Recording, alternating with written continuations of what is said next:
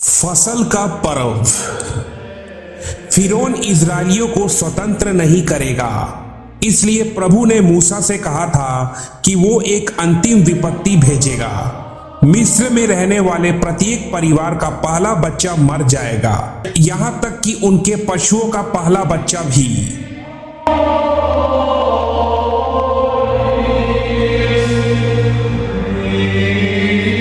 प्रभु ने वचन दिया कि उसके निर्देशों का पालन किया तो उन पर विपत्ति नहीं आएगी और उन्हें कोई नुकसान नहीं पहुंचाएगा।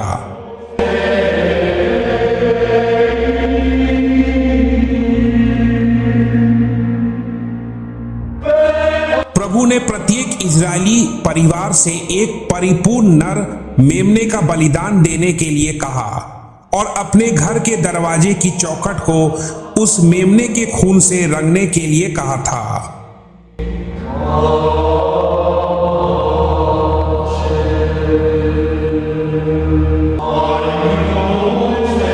प्रभु ने इजरायलियों से उस मेमने को पकाकर तुरंत खाने के लिए कहा था। उसे खाते समय वे अच्छे कपड़े पहने हुए हो और अपने घरों को छोड़ने के लिए तैयार रहे। प्रभु ने कहा कि यदि इजरायलियों ने उन कामों को किया तो उनका पहला बच्चा इस विपत्ति से बच जाएगा।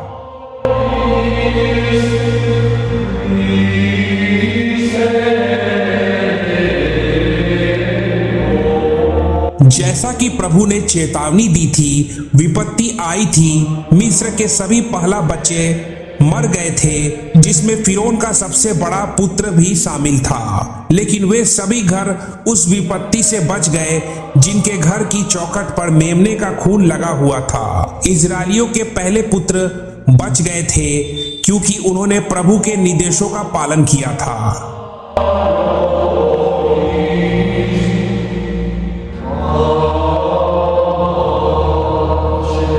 जब फिरौन ने देखा कि इस विपत्ति से उसका स्वयं का पुत्र मर गया था, तो उसने मूसा और हारून से सभी इजरायलियों को लेकर मिस्र को छोड़कर जाने के लिए कहा था।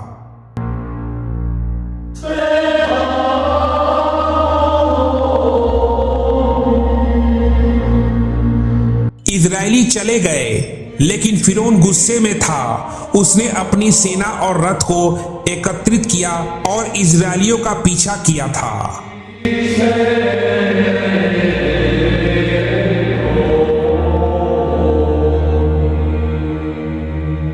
इजरायलियों ने लाल सागर पर अपना डेरा डाला था। जल्द ही फिरौन और उसकी सेना उन तक पहुंच गई थी। जब इजरायलियों ने मिस्र वासियों को आते देखा तो वे डर गए थे, लेकिन मूसा ने इजरायलियों से कहा कि प्रभु उनकी रक्षा करेगा।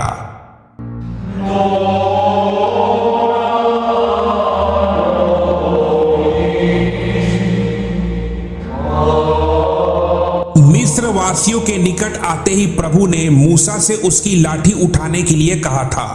मूसा ने ऐसा ही किया और प्रभु ने सागर को दो हिस्सों में बांट दिया। इजरायलियों ने सूखी भूमि पर सागर को पार किया था। वे फिरौन और उसकी सेना से दूर भाग गए थे।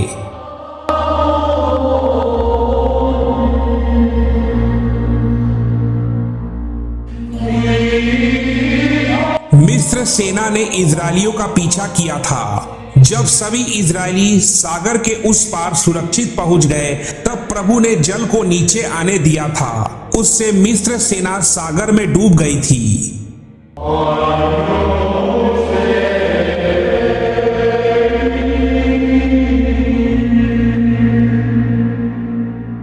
अंत में इजरायली स्वतंत्र हो गए थे। उन्होंने गाने गाए, नृत्य किया और प्रभु का धन्यवाद किया था। वे हमेशा इस फसल के पर्व को उस समय के रूप में याद करते थे जब प्रभु ने उनके जीवन को बचाया था और उसे मिस्र से बाहर निकाल दिया था।